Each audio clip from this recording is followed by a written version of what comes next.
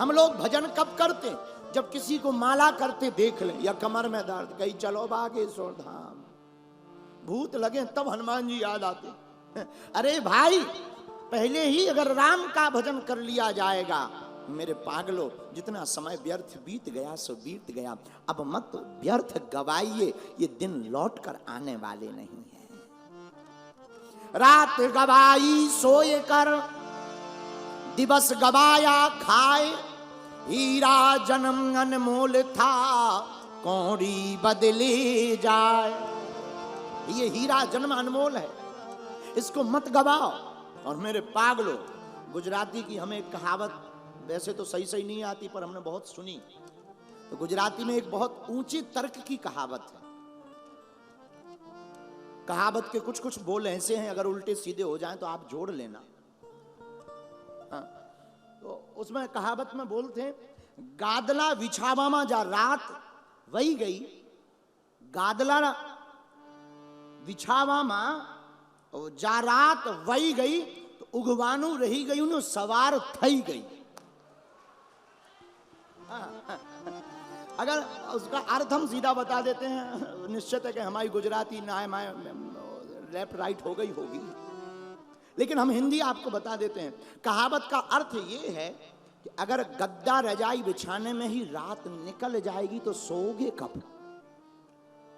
और कितना ऊंचा तर्क है, कितना अद्भुत। देखो, ये गुजरात का साहित्य है और कितना ऊंचा साहित्य है। मेरे पागलों, तुम्हारा साधन जुटाने में ही जीवन निकल जाएगा तो साधना कब करोगे?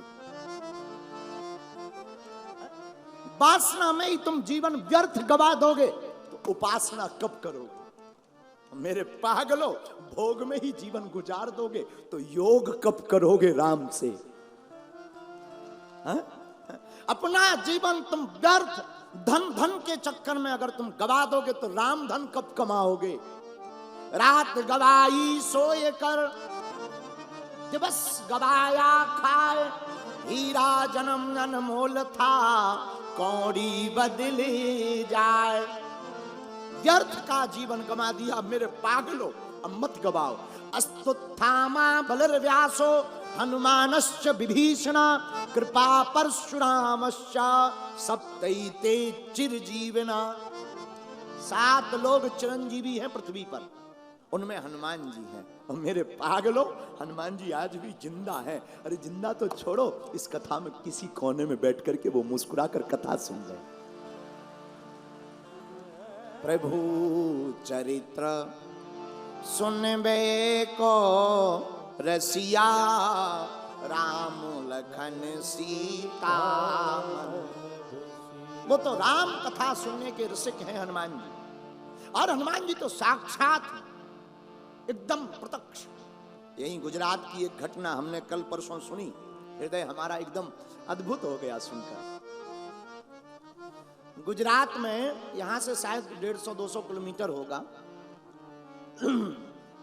बीएसएफ के अंतर्गत एक हनुमान जी का स्थान है, जिनका नाम है भेड़िया बेट हनुमान जी महाराज।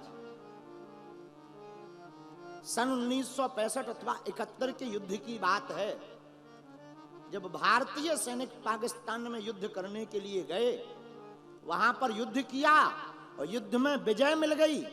और जब वो जो है भारतीय सैनिक वापस आने लगे, वापसी अपने वतन की करने लगे, और शांति वार्ता भारत की और पाकिस्तान की जब हो गई तो सैनिक सभी वापस आने लगे।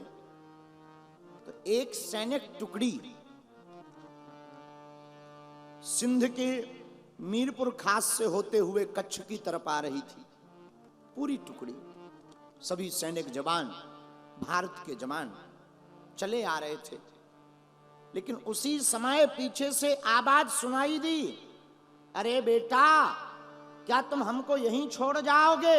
ये निर्लज्ज नीच मिलेच्छ हमारे ऊपर बहुत अत्याचार करेंगे, यहाँ पर हमारे पास बहुत हकीकत होगी, कृपा करके हमें भी तुम अपने साथ भारत ले चलो। और जब पीछे मुड़ करके देखा तो कोई व्यक्ति ना रहे, तो सैनिक बड़ी आश्चर्यचकित हो गए कि आखिर ये वार्ता करने वाला कौन है और किसने ये बात की। लेकिन उसी वक्त उस सैनिक टुकड़ी के एक अधिकारी की नजर एक मूर्ति पर पड़ी। देखा आसपास तो कोई नहीं है, पर पीछे एक हनुमान जी की मूर्ति विराजमान है। उस मूर्ति को देखकर आंखों में आंसू आ गए। उस सैनिक अधिकारी ने प्रणाम किया और टुकड़ी से कहा कि अब हनुमान जी महाराज यहां नहीं रहेंगे, अब हनुमान जी अपने साथ कच्छ भारत में चलेंगे। और लाकर के उन हनुमान जी को अपने कैंप के अंदर स्थापित कर दिया और उनका नाम पड़ गया श्री भेड़िया बेट हनुमान जी महाराज। आज भी स्थापित हैं, कलयुग में साक्षात हनुमान जी हैं। मेरे प्रियजनों, मेरे पागलों जो कहते भगवान कहाँ हैं, हम कहते हैं जहां भक्त की हां भगवान वहां। जहां भक्त हां कह दे भगवान वहां। और हनुमान जी जैसा देवता तो कोई होगा ही नहीं।